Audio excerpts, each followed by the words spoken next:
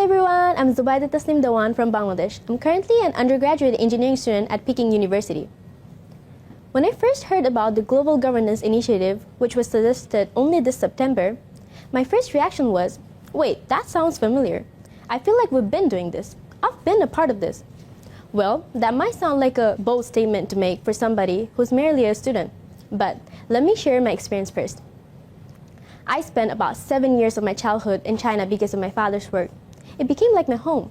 So when my family made the decision to move back to Bangladesh, a part of me felt uprooted.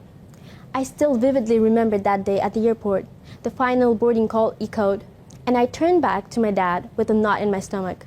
I asked him, "Will we ever come back? I don't want to leave. This is where I grew up."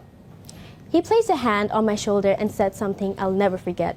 "Of course you can return, but you'll have to build that path for yourself." In that moment, a quiet realization crystallized inside me. It was no longer just about missing a place. It was about owning my future connection to it.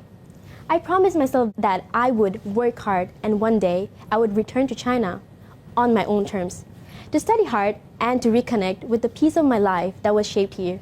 After moving back to Bangladesh, I had the opportunity to work with the Chinese companies as an interpreter who came to invest in Bangladeshi businesses during my high school. I would say that's when I grasped the true significance of initiatives like the Belt and Road Initiative, BRI. The more meetings that I attended, the more I learned about the trade partnership between Bangladesh and China. And that's when BRI transformed from just some words and statistics from the textbook to a map in my brain where I could see the initiative being implemented step by step. In fact, 2025 marks the 50th diplomatic relations between Bangladesh and China. And China has already been Bangladesh's largest trading partner for 15 consecutive years. Together, we've built flagship projects like the Padma Bridge, China's largest infrastructure loan project in Bangladesh, which benefits thousands of people. Isn't this the perfect example of multilateralism and people-centered approach? Another lesson I've learned is that this 5 decades of friendship is built on the efforts of countless people who are not only willing to learn others' languages, but also engage in cultural exchange to support one another. But the most crucial part is understanding how both sides think. I've seen this happening personally.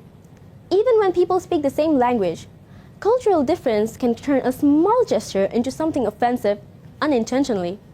For example, recalling one of the experiences I had as an interpreter for a business meeting, after a few hours of negotiation, as usual, the Bangladeshi side began craving a cup of tea. For context, afternoon tea is deeply ingrained in our culture, and sometimes we might even pause important meetings just to share a warm cup of tea. However, what we didn't realize is that the Chinese side, this was seen as wasting time. Eventually, I explained that their intentions weren't of ill intent. Then the Chinese members happily accepted a cup of tea too. This demonstrates how both sides came to understand the cultural difference practices that influence even work industry. This is where we need people who truly understand both cultures step in to bridge the gap. I still remember when the Chinese ambassador to Bangladesh, Yao Wen, told me once, "You understand the cultures and ways of thinking from both countries so well. Don't waste that potential. Help build better connections between our two nations." It was then that I realized I have a privilege I've never considered before.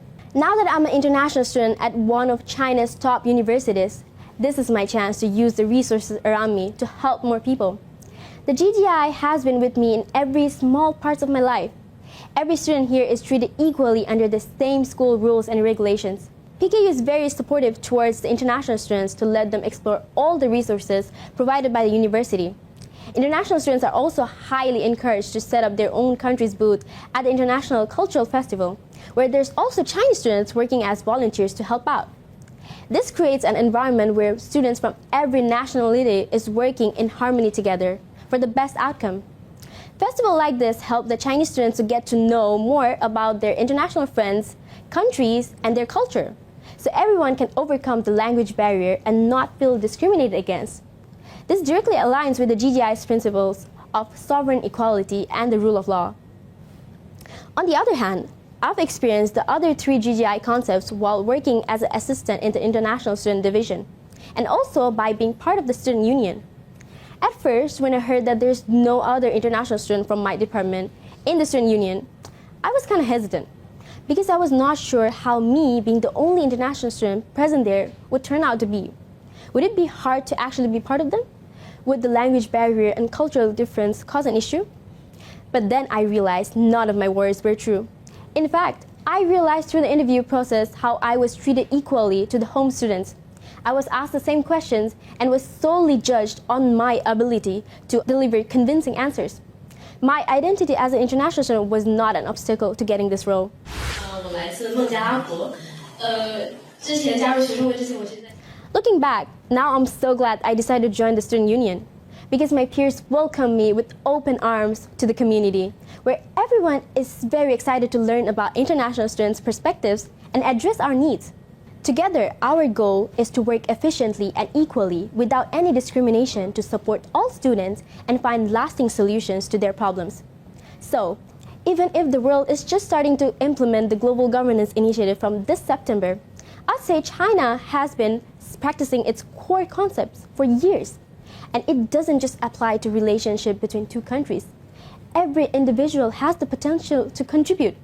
There's no divide between nations, no distinctions between you and me, only our shared future together. Because at the end of the day, all we want is a better future for mankind. Thank you.